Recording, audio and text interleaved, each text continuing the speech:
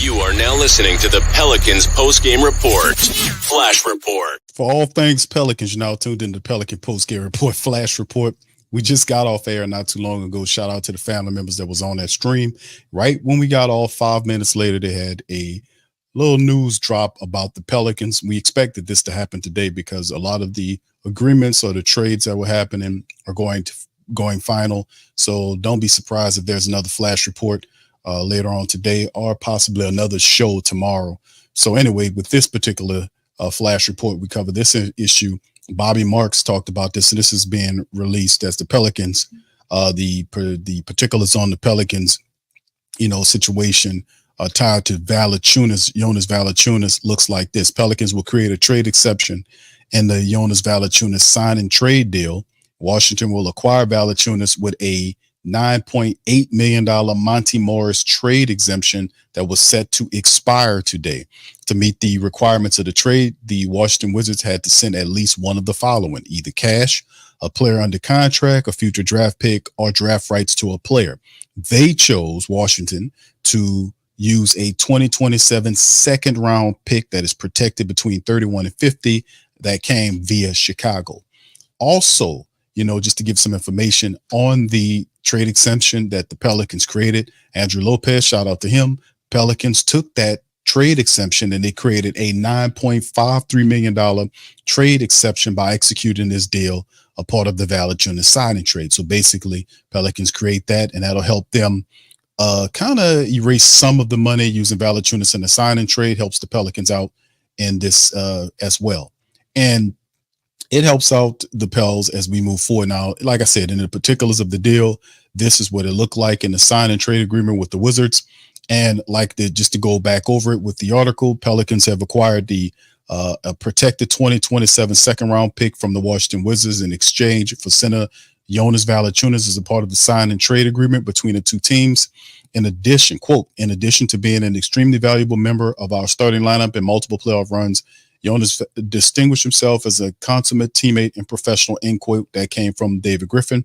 Quote, he and his family will be missed. We wish him nothing but success as he continues his career, end quote. Now, Val averaged, who's 7 feet, 265 plus in 235 games, all starts for New Orleans over the last 3 seasons.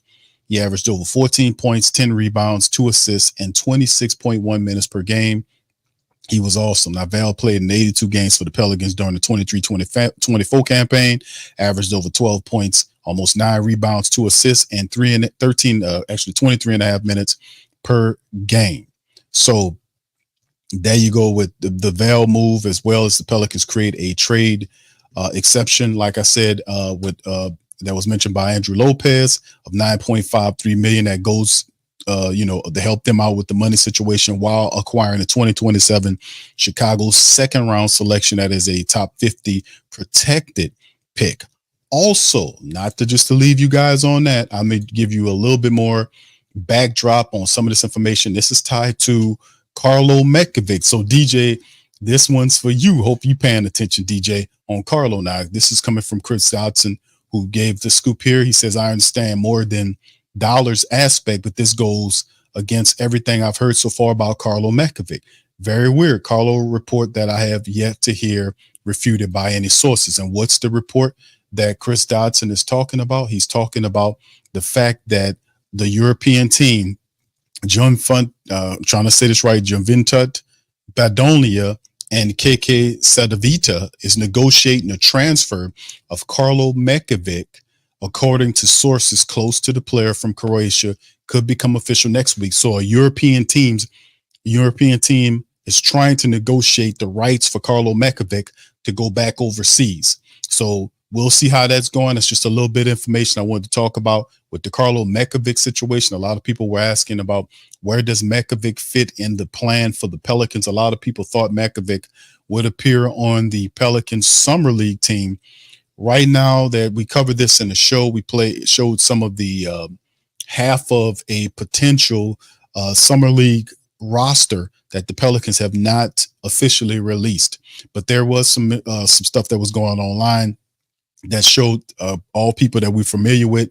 And then there was a particular player that was on that list. But anyway, that's all I got for you today. or right now was the fact that the Pelicans initially announced the sign and trade of Valanciunas. They created the trade exemption, $9.53 million, and then got a second round draft pick for 2027 via Chicago from Washington. So there you go. All right. So anyway, with that being said, that'll do it for this issue of Pelican Postgame Report Flash Report. Listen, y'all hit the like button, hit the subscribe button. By all means, feel free to hit the show, hit the notifications, become a member of the show. Also subscribe and share the show's links on your social media feed. If there's more news, I will return with another quick flash report, or perhaps we'll probably do a show tomorrow. With that being said, listen, I appreciate you guys chiming in, man. A lot of stuff going on with the Pelicans, but we'll be here to talk about it. So much love and go Pels. Subscribe now and stay up to date for all things New Orleans Pelicans.